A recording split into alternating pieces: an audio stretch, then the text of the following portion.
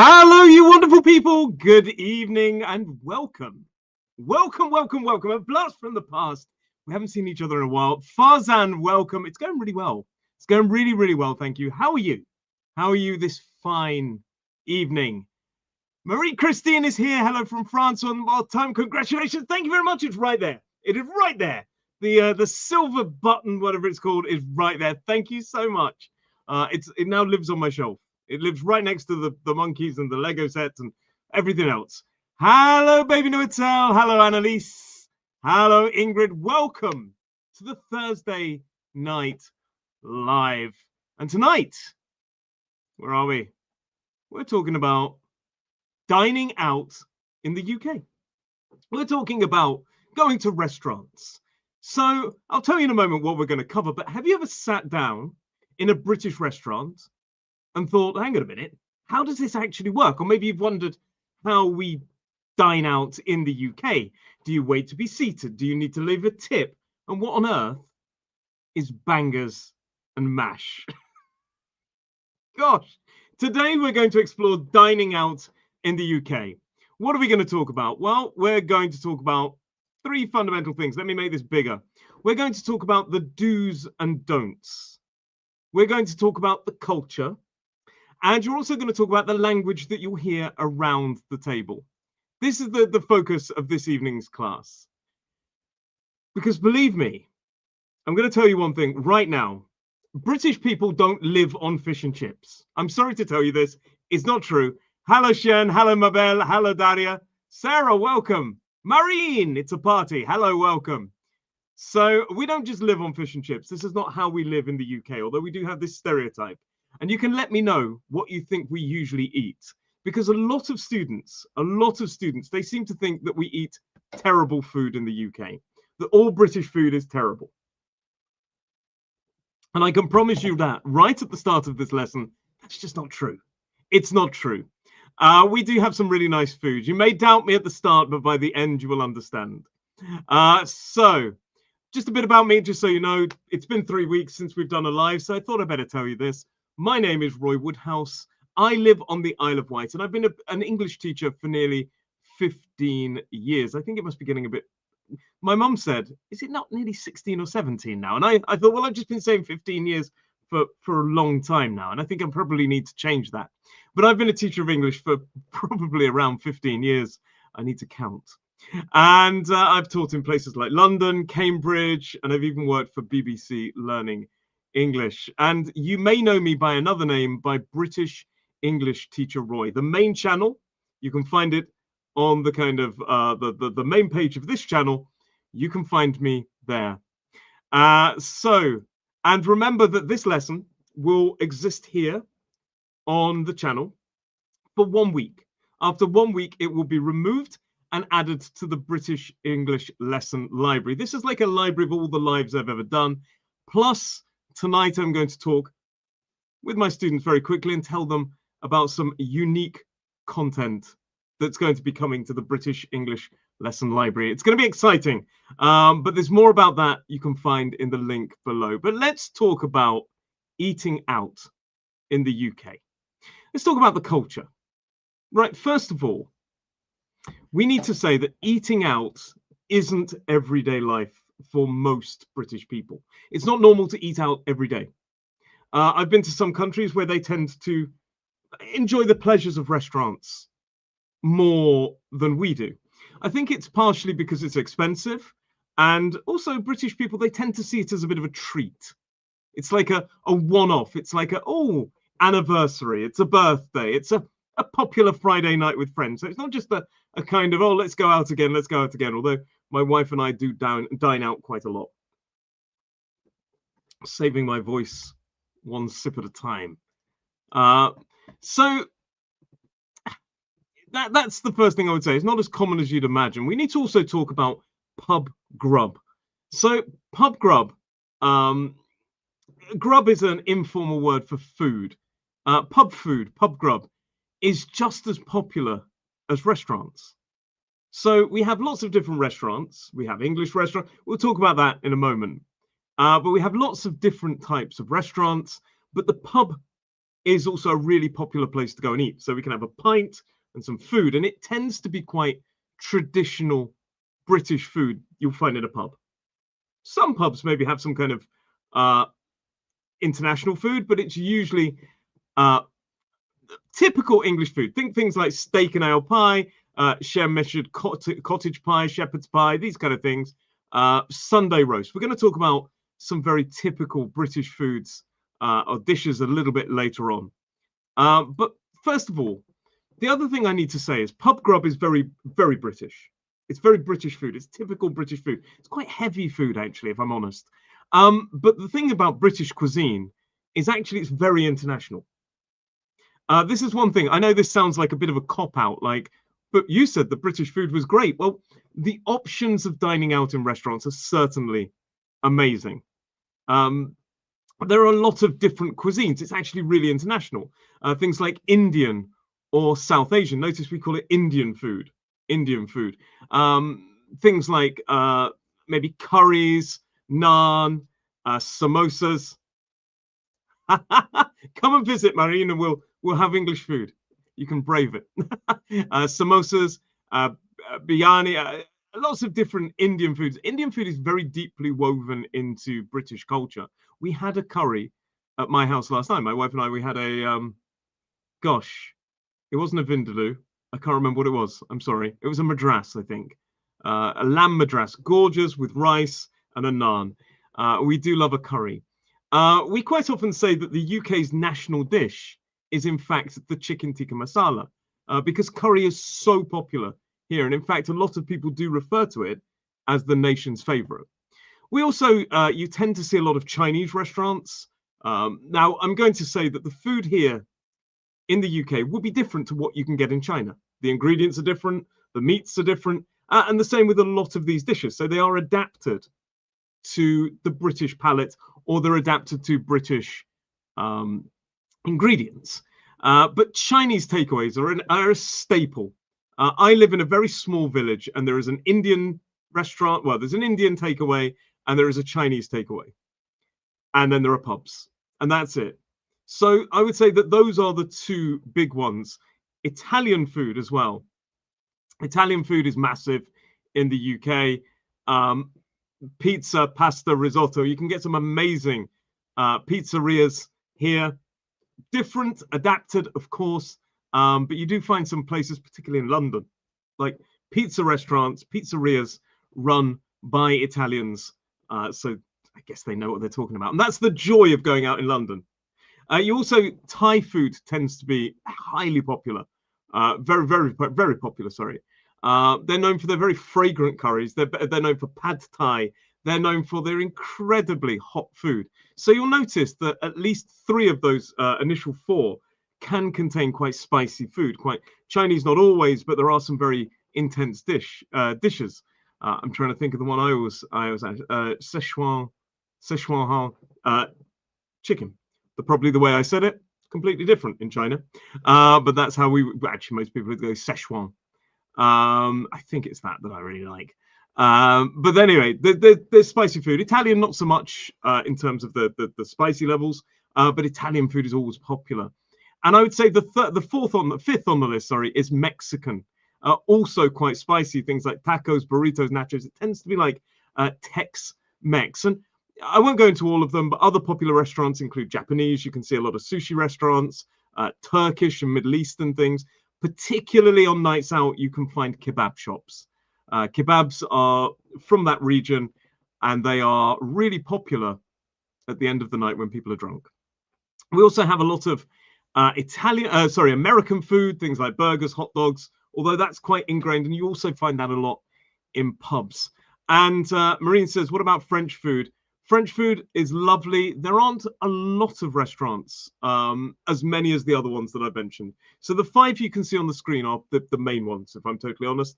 I would welcome more French dishes, but it tends to be quite fine dining, a lot of French dishes. So it may not be as regular as going for a curry or something like this. I mean, curry is, because it would tie in quite heavily with the drinking culture, especially the curry. But French food, of course, and when we get a lot of croissant, we get a lot of crêpe.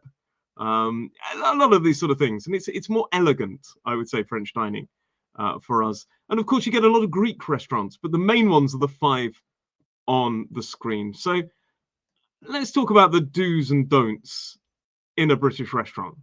Let's talk about the do's and don'ts. So this is really, really important.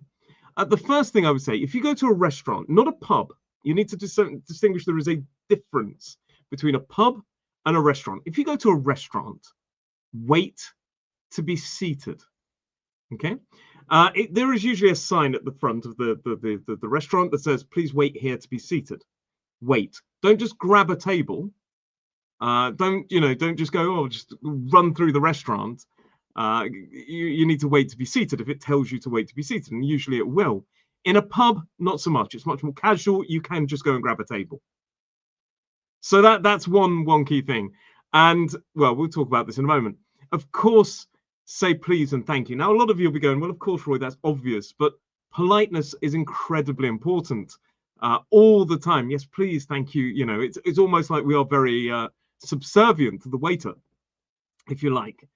I would say if you're going to a busy restaurant, especially on weekends, especially at the weekends, book a table in advance. Call them.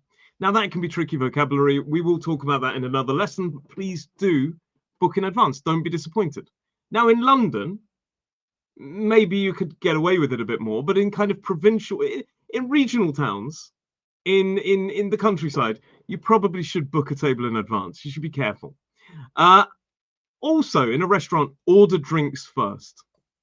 This may be more normal for you, but usually the waiter will ask you to order the drinks first. Now, in restaurants, you will get table service, usually. Some people choose to go and buy their drinks at the bar. Some people will buy their drinks at the bar, and then they'll go and sit down. But in pubs, you need to go to the bar to be served. So I see a lot of disappointed tourists who go to a pub and sit at a table looking, waiting for a waiter that will never come. So in pubs, it is not table service, not normally. Some maybe, very rarely though. But in restaurants, it is table service. And we normally order a drink first. They'll come around, they'll say, I'll give you a bit of time to look at the menu. Would you like any drinks while you're waiting? Now, I will say in the UK, we tend to, the experience of going to a restaurant can be quite quick compared to some cultures. I lived in Brazil for a while, and it tends to be quite a long affair. People wait around at the end and people are talking. Usually, well, we'll get onto that. But this is the first thing I would do. Do ask about specials. Okay, so quite commonly restaurants and pubs, both of them will have a specials board. And these can be some of the nicest food that you'll ever try. It's stuff that's not really on the menu. And it can be a real highlight. I think the most common question I get, keep your voice low to moderate. We don't like noise. This is one thing. First of all, loud noise, it draws attention. It really does draw attention. So if you're like, hey, how you doing? People don't like that in a restaurant. That's more of a kind of, even in a pub, people don't overly like that. But in a restaurant, it kind of ruins the atmosphere. So we like to keep it quite quiet. People are like, they talk in kind of hushed voices, a little bit like, hello, yeah, okay, yeah, well, this is really, really nice, isn't it? They talk like that. It's almost like they utter the words. So keep your voice at a nice level. Like I say, queue or line up at the bar in pubs. So if you go to the bar in a restaurant, and some restaurants do contain bars, this is where you can buy drinks or you can just sit while waiting to be seated. So there are some restaurants that have a bar and you can sit there while your table is being prepared. But queue and wait at the bar. The bartender will serve it in order. And we will talk about splitting the bill, but always do it politely. Splitting the bill straight down the middle is normal amongst friends, normally. Although we'll talk about this, but do split the bill. And tipping. A lot of people say British people don't tip. It's true for most things. Taxis, pubs, not so much. Restaurants are a bit different. Restaurants are a bit different. So it will usually say at the bottom of your bill, service not included or service included. If service is included, you do not need to tip. But if it is not included, you should tip. And I would say around 10 to 12%. So if your bill is £50, add a fiver. So it's only when it's not included. Don't double tip. And don't tip in pubs. Don't tip in, it's not normal. It's not normal. You don't need to tip the bus driver. And I went to America. I went to the US, and I went to a bar, and I bought a pint of beer. And the girl sort of looked at me, and I said, "Are you okay?" And she said, "Where's my tip?" And I was like, "Oh, sorry, I didn't realize that I had to tip for a beer." So the Americans have more of a stronger tipping culture. We don't. But restaurants, yes.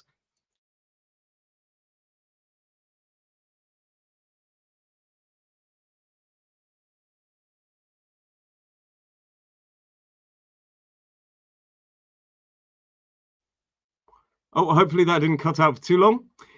So there you go. I've got a bit of an unstable connection, apparently. Not sure why. Hopefully it's okay. Hopefully you can see me and hear me. Can everybody see me and hear me? Let me know. Don't click your fingers. That's the first thing. This is seen as very rude. Don't whistle.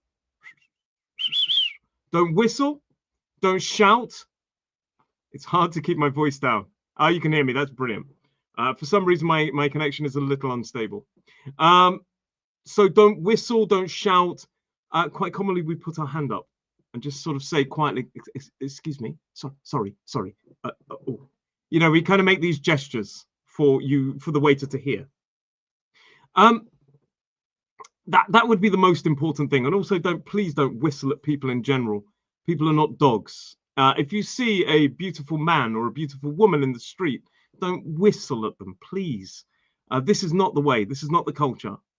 This would get you into trouble in the UK. Women do not want to be whistled at in particular. Okay.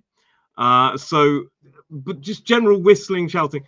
I saw recently in a place people kind of whistling at. I went to Benidorm, and they were British people whistling, "Oi, oi," like this, and I thought, my goodness.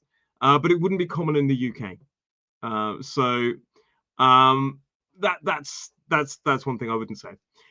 Don't sit at a reserved table. You quite commonly get these signs that say reserved. If it is reserved, it is reserved for a reason. Although it may be reserved for 2 hours later, which is fine because you should be out within 2 hours, or at least an hour and a half to give the time, the waiter the time, or the waitress the time. Again, don't complain aggressively. Don't complain aggressively. Okay, we're going to talk about how to complain. But don't go, "This food is awful. I don't like it. It tastes like," that's not acceptable. We don't complain aggressively. We don't make a scene. Okay, we don't like that. We keep it quiet. We'll talk about this. Also, don't rush through your meal. Don't expect free refills. But also, wait a minute, let me make this bigger so I can read it. Like I say, don't leave without paying the bill at the table.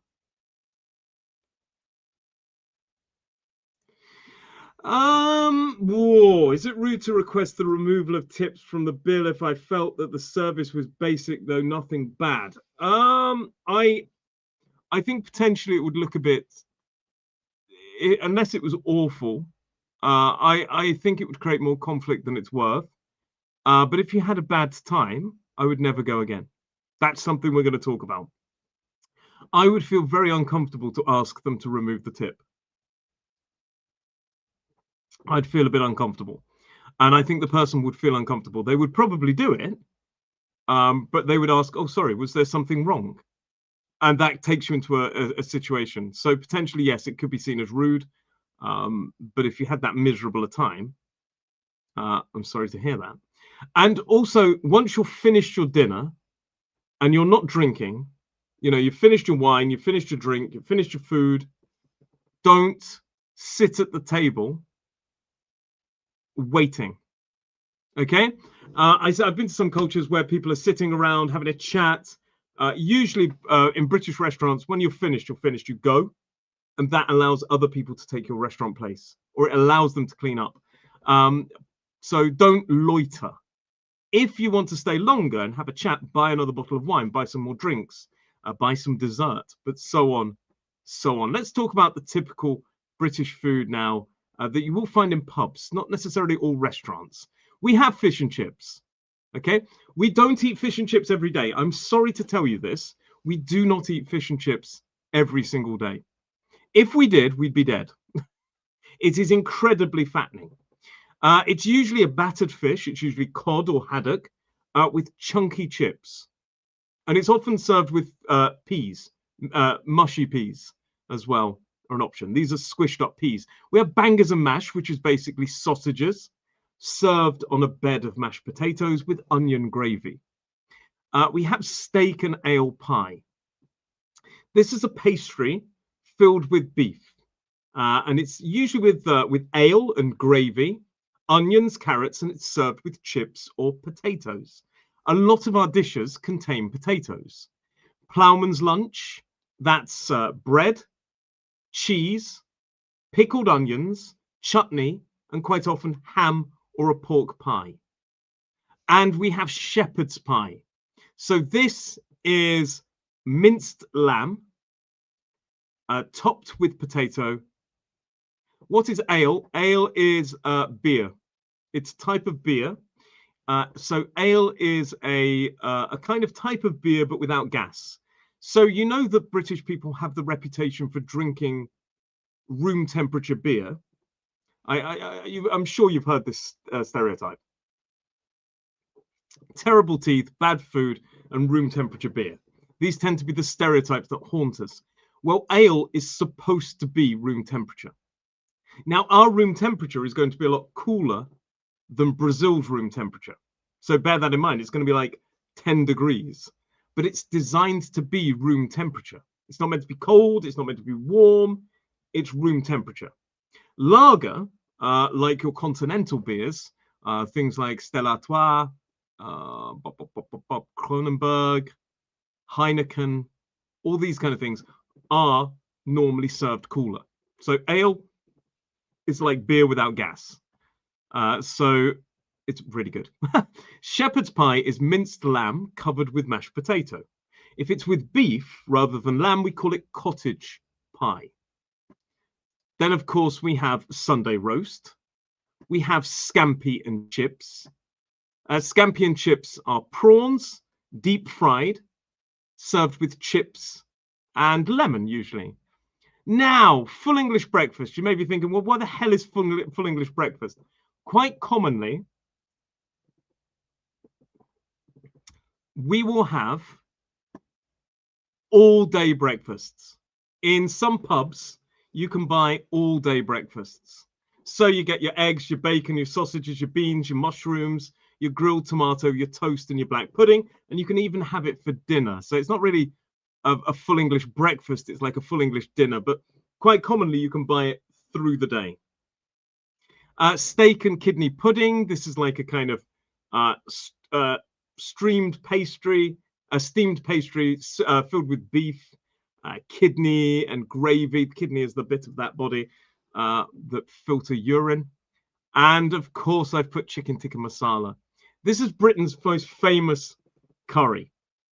Grilled pieces of chicken in creamy spiced tomato sauce, usually served with rice or a naan. And it's kind of a symbol of Britain's multicultural scene. So all the first 9 are very, very typical British dishes. They're very typical British dishes. And then the tikka masala is what we see as the nation's favorite. It's a classic. It's a milder curry. It can be very tasty. It can be quite creamy, but it is a favorite dish of most British people. Most British people love curries. And this is one thing that I absolutely love. Yes, there is Mary Berry and Jamie Oliver. We've got a lot of good chefs, actually. And this is another thing as well. We have a lot of good British chefs. There are restaurants in London, like Fallows, I think it's called. Very, very good. Does a lot of English dishes, I believe. There are a lot of restaurants in London that do English food, and they do it well. Things like bangers and mash, but with a twist. And one thing I love about bangers and mash, sausage and mash, is the sausages could be beef, they could be pork, they could be venison. Venison is deer. So you've got a real variety of good food, but a lot of those foods there, a lot of those foods there are very, very heavy. A lot of it is very, very heavy. But let's talk about some vocabulary for food, and we're going to talk about some slang for food as well. We've already talked about grub. We've already talked about grub. But we're going to talk a little bit later on about how to complain properly in a restaurant. So first of all, the order of the food is starter. We don't say appetizer normally in English. That's more American. So we have the starter. So you may have something like garlic breaded mushrooms. I hate mushrooms. I hate them. We may have something like maybe prawn cocktail, but that's a bit 1980s. There's lots of different starters. Most British people, honestly, they don't bother with a starter. They go straight for the main.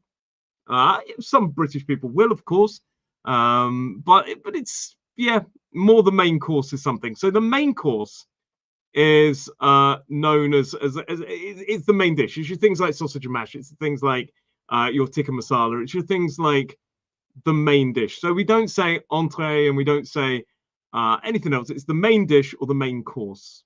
Now, once you've finished your starter, your main, you have what we call the pudding. Now, traditionally, it's not common. Brunch isn't common.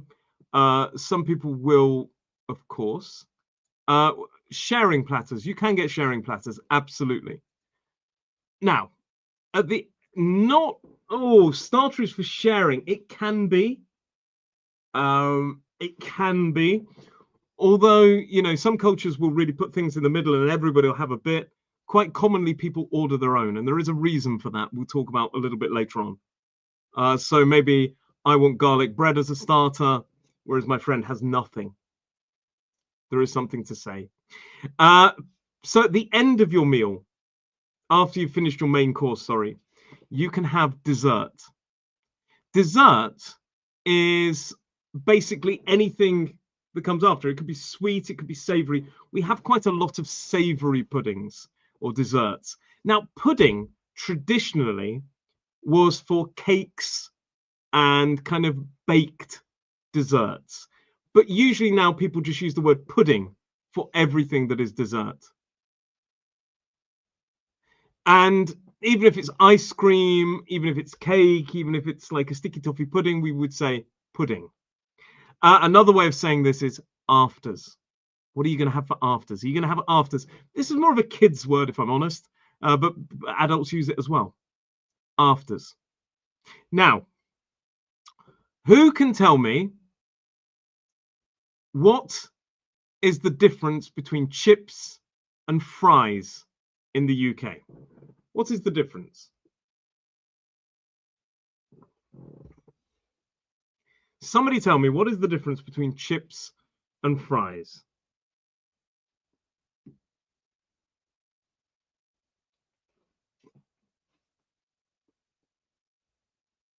Anybody?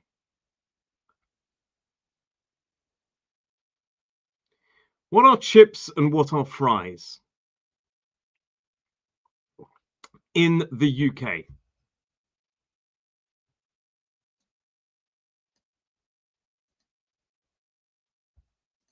Nope, says Nadia. Not going to tell me. Okay.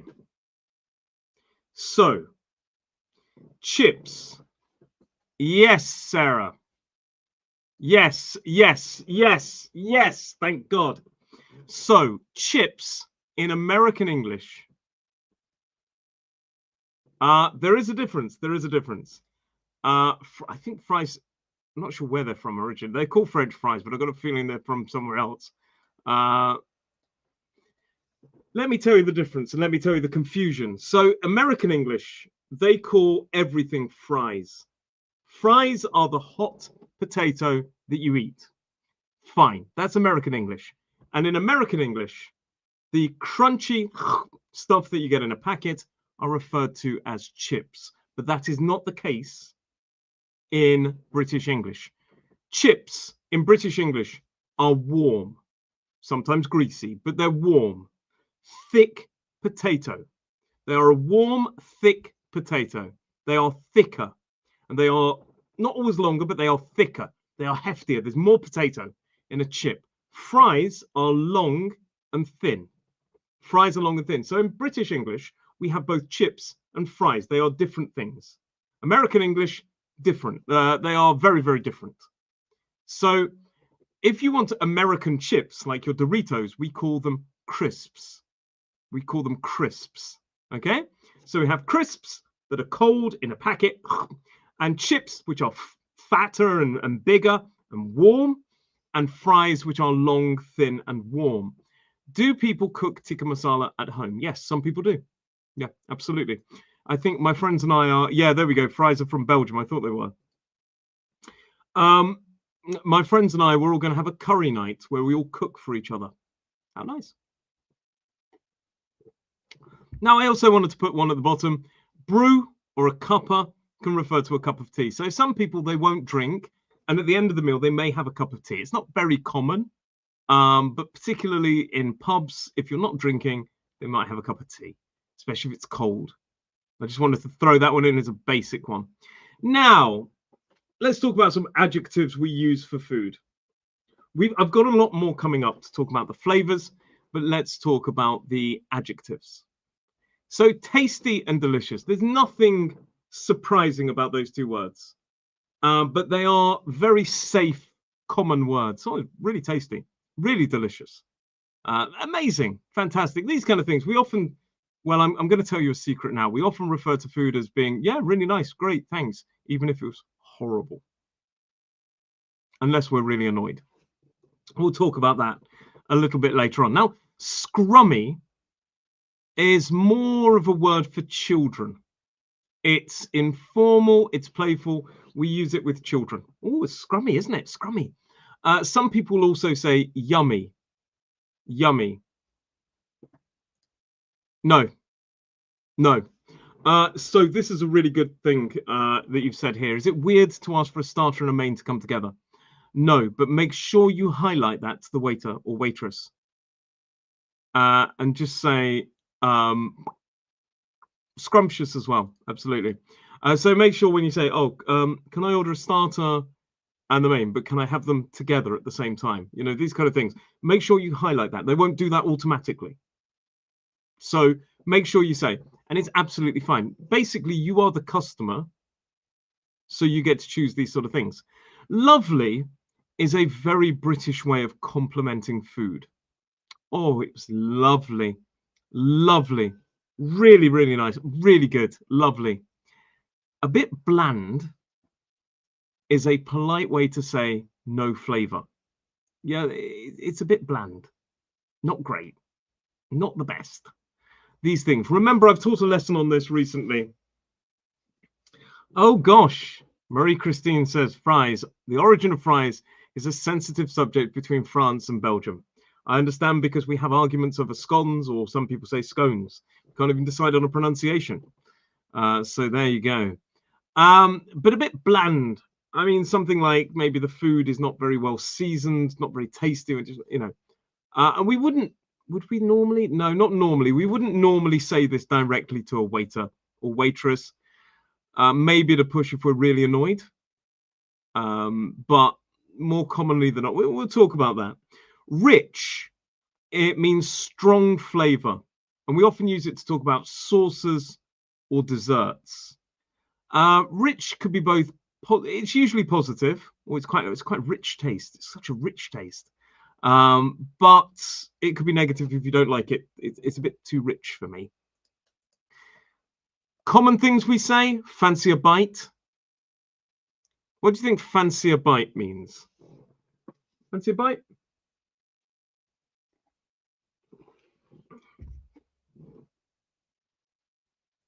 Fancy a bite? Fancy a bite later on? Fancy a bite to eat? Maybe we could say a bite to eat. Fancy a bite to eat? Yeah. It could be. It could be directly if I say, "Oh, that looks really nice. Fancy a bite?" Maybe. But quite commonly, if I'm sort of saying to you, "I'm really hungry. Do you fancy a bite?" A bite to eat. Usually, we say a bite to eat, and that means, do you want to go and get something to eat? Are you hungry? In other words. It could be that's probably the more natural one, Daria. So if we're in the office together, Daria, and I say, "Oh gosh, I really, I'm hungry. Fancy a bite, or fancy a bite to eat?" That means basically, do you want to go for dinner? Do you want to go for lunch? It is quite common, by the way, to invite your colleague out, or sort of suggest going out for a colleague. There's not necessarily a romantic undertone there, um, but always be sure to understand. I mean, like for example, if somebody's going, "Are you doing anything for lunch? Do you want to go for lunch?" I used to go for lunch with my male and female colleagues. Not a problem at all. But of course, you should really kind of you should always be careful. I'm peckish basically means I'm a little bit hungry. We say things like, "Yeah, I mean, I could eat. I could eat." Yeah, we'll talk about this as an offer, Fernanda, in a minute, because that's really interesting. That question is really fascinating. I'm peckish means I'm a little bit hungry.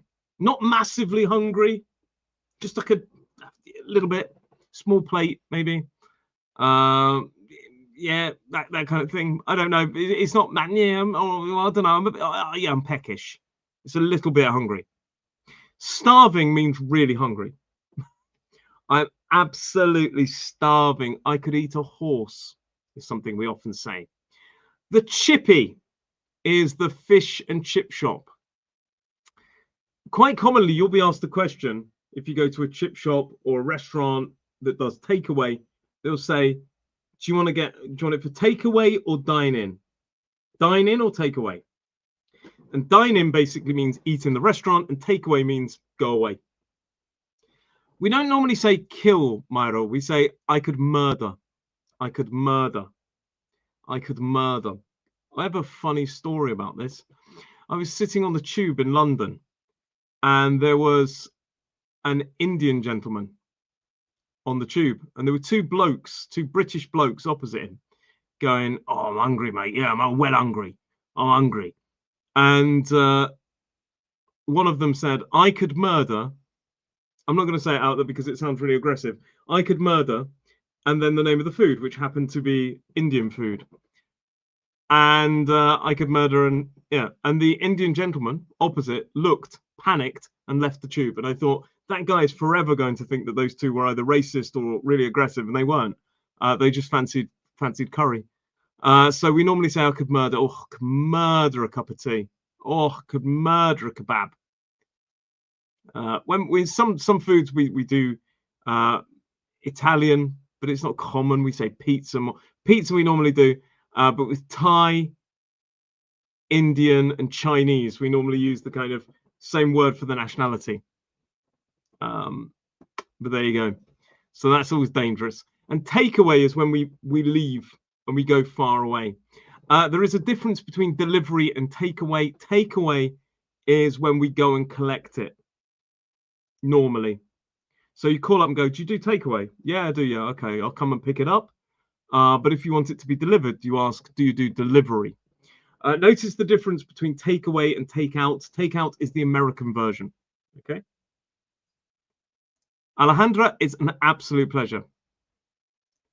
So let's go some typical kind of names for descriptions of food. We have sweet. Sweet is anything with sugar in it, basically. Sugary foods are things quite commonly. Some of these are going to be very obvious. Sugary foods are foods heavy in sugar, like donuts, things like this. Really sugar, a lot of sugar. Sour is something basically like a lemon or a bitter lemon, like that makes you go sour. Sour grapes. It's when the taste is a bit acidic. Tangy is when it's really acidic, and it makes you go, tangy. Think things like orange juice or vinegar. So tangy is the next level up. Sharp is when it's like a kind of really aggressive acidic taste.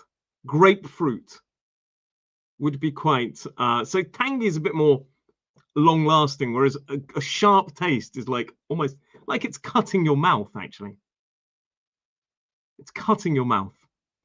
And another word as well, tart, very similar to sort of the idea of being quite tangy. Tart is like something like cranberries. They're quite tart, and that's usually a bit negative when we use the word tart. Oh, very tart. Oh, so sharp can be neutral, tangy can be quite neutral, sour depends how you feel about it, but tart is usually quite negative. Spicy and hot mean the same thing. Now, all food, well, not all food, but a lot of food should be hot when it is warm, but quite commonly we go, oh, bloody hell, that curry's hot. It basically means spicy. A lot of spices. We love a good spicy curry, but a lot of people say hot food.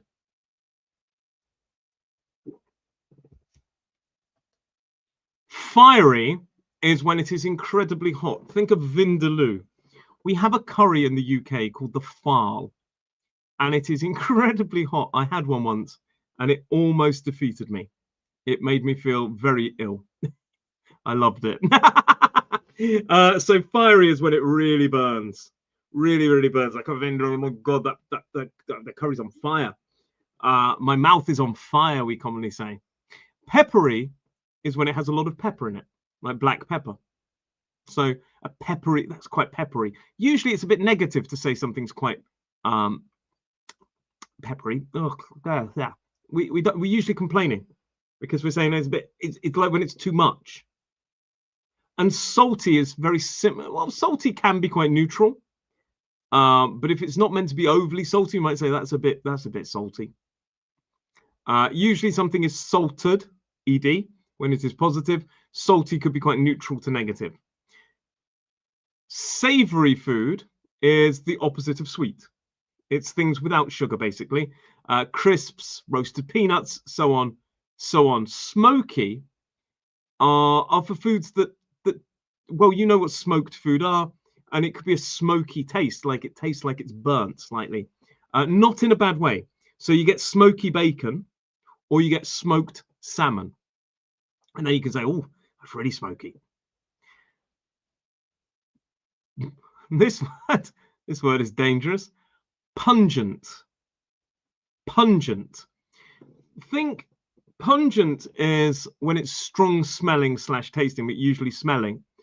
Think things like blue cheese or garlic, and it can be quite negative depending on how people feel about that kind of food. Blue cheese, quite pungent. It's usually a negative word to use.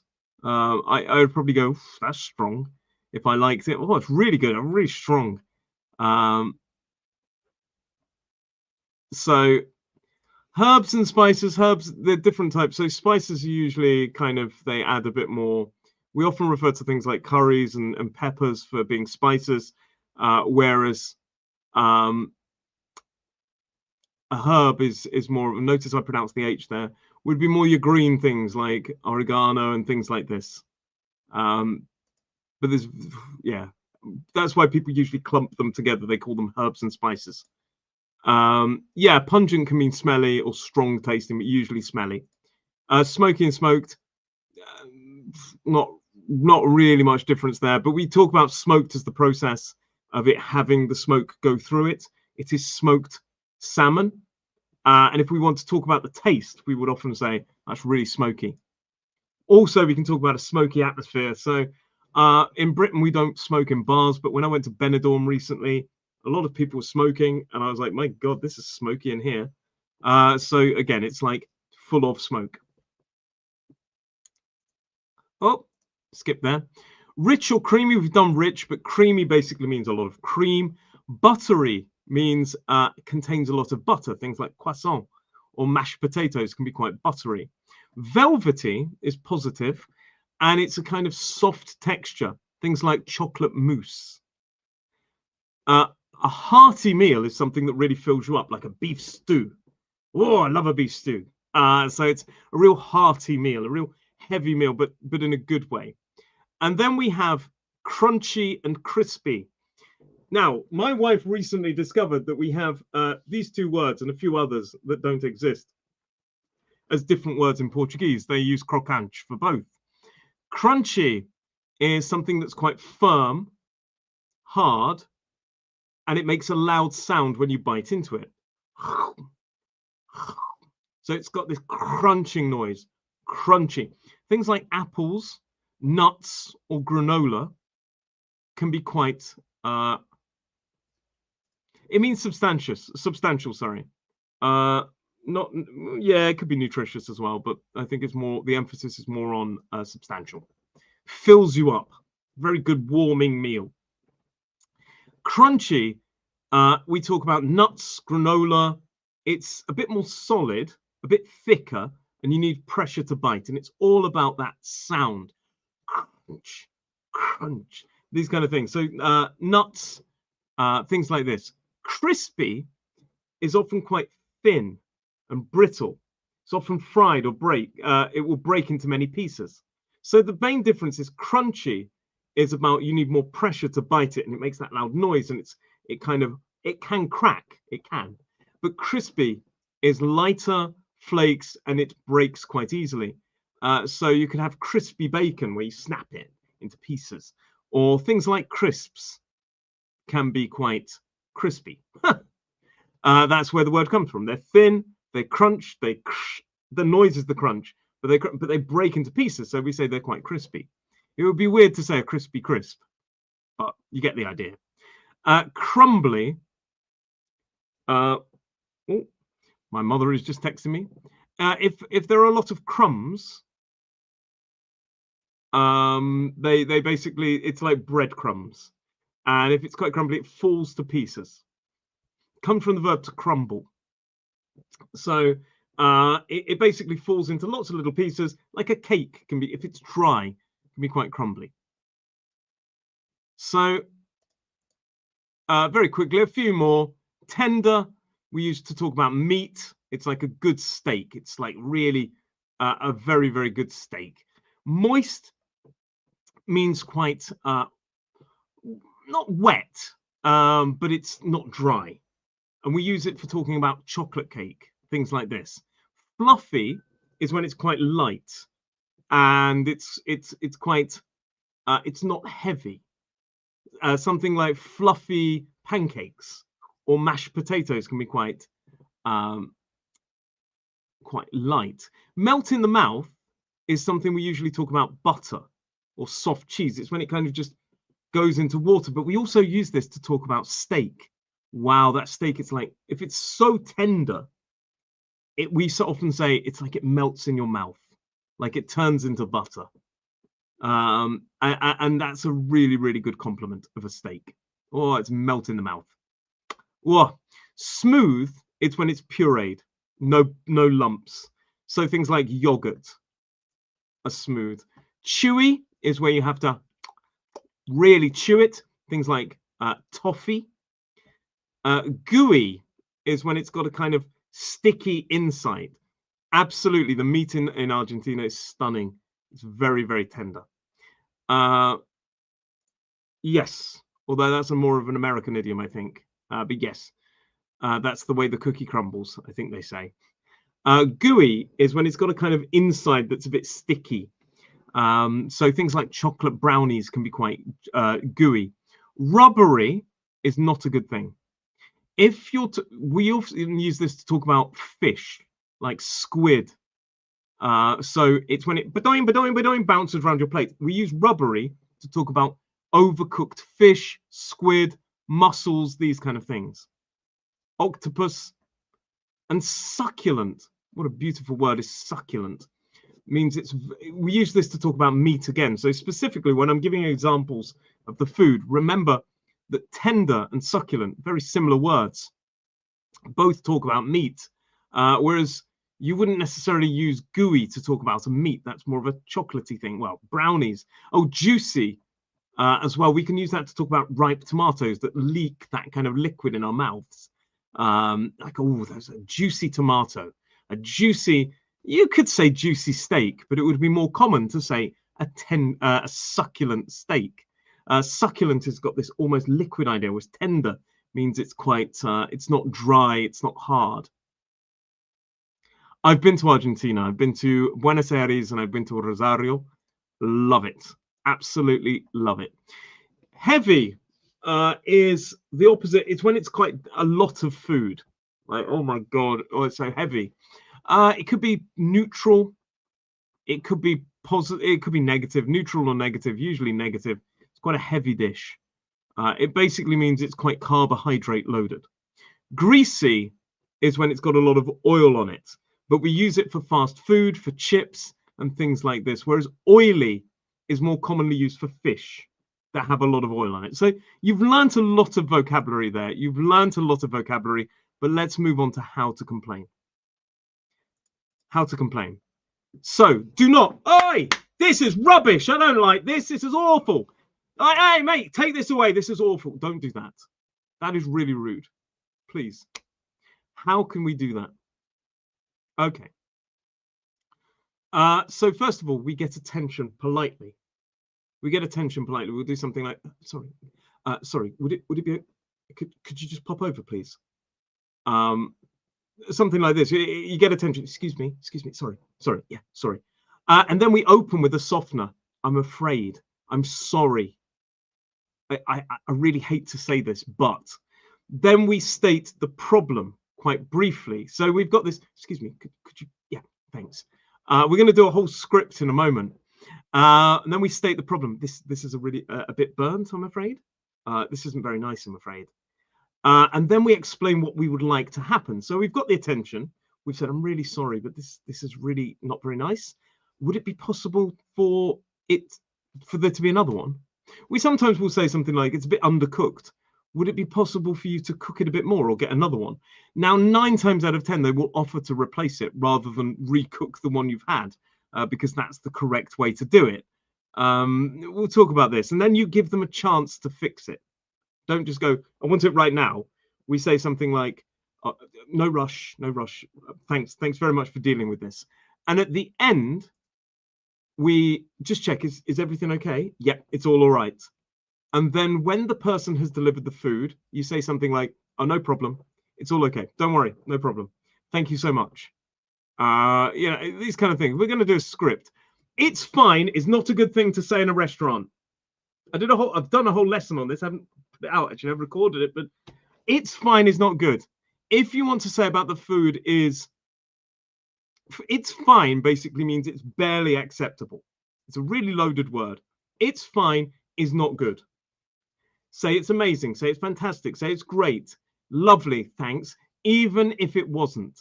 I'm sorry to say this, but quite commonly, British people will say, is everything okay with your meal? Yeah, it's lovely, thanks. And then afterwards, they'll leave and go, that was awful, I'm never going there again. We don't like confrontation unless the food is completely inedible. You may think that's two-faced. We just don't like to create a scene unless it's absolutely necessary. And even then, when we need to complain, we'll do it discreetly like this. So the customer would say, excuse me, when you have a moment, the waiter will say, of course, how can I help you? So you've got the attention. You explain the problem.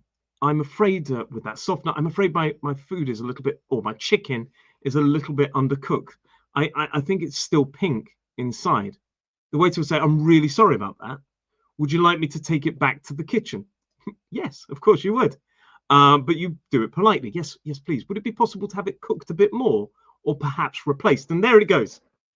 So at this point, the waiter, who really doesn't have that much vested interest in this, just in keeping the calm, will say something like, absolutely, I'll bring you a fresh dish straight away. Sorry for the inconvenience. So again, they shouldn't really offer to cook it more. That's probably a bit dangerous.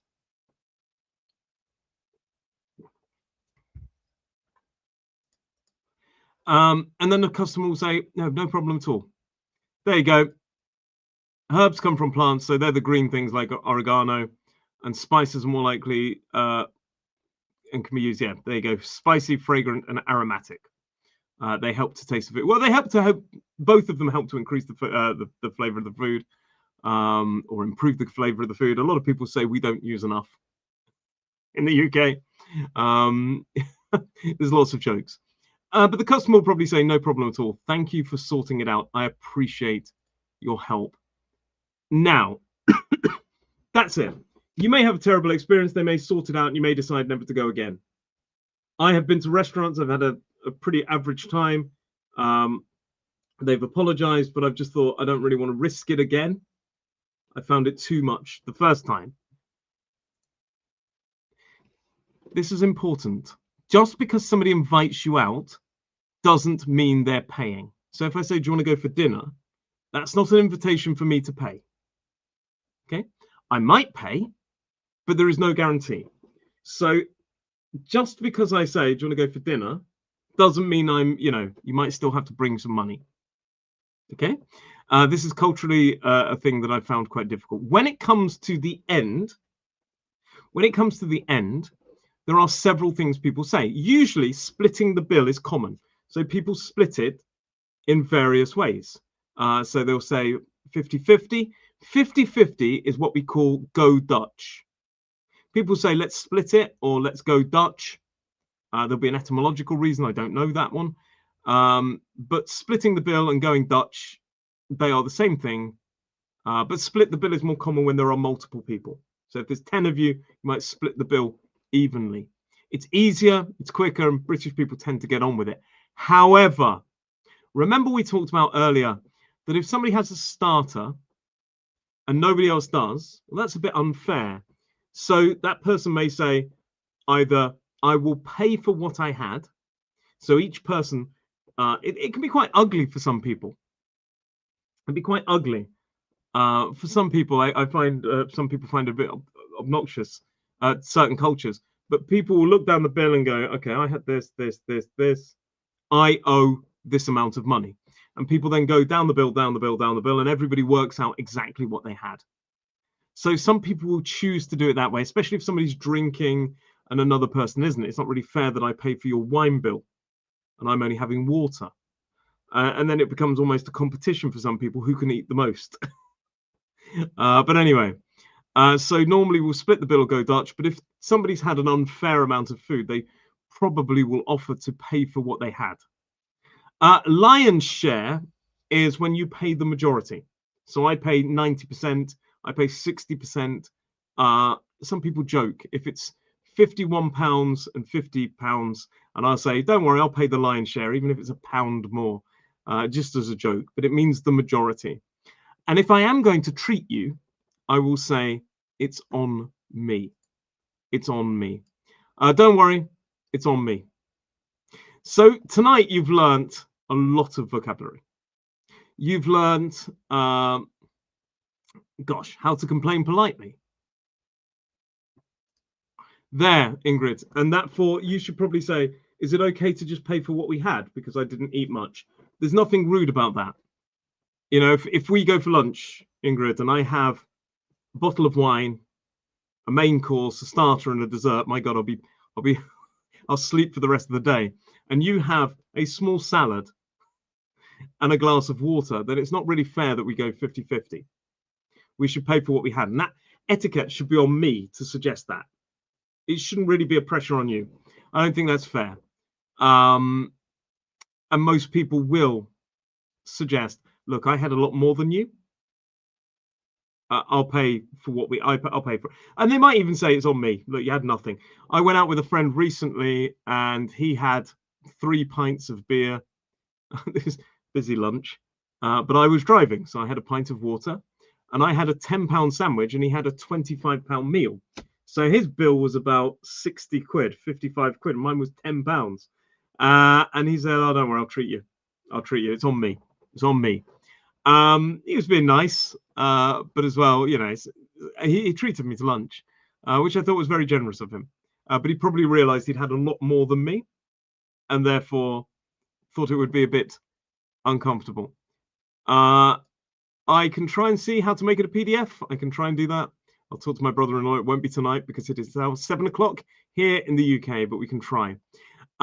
So now you know, eating in the UK is not just about food, but the culture and the codes behind it. Remember that this lesson will be added in 7 days' time to the British English Lesson Library, where it joins a lot of other lessons. If you would like me to make another video about pub culture or ordering like a local in a cafe, let me know in the comments. In fact, please do let me know the sort of things you would like to learn on this channel, what you'd like to learn in the lives. I am here to help you.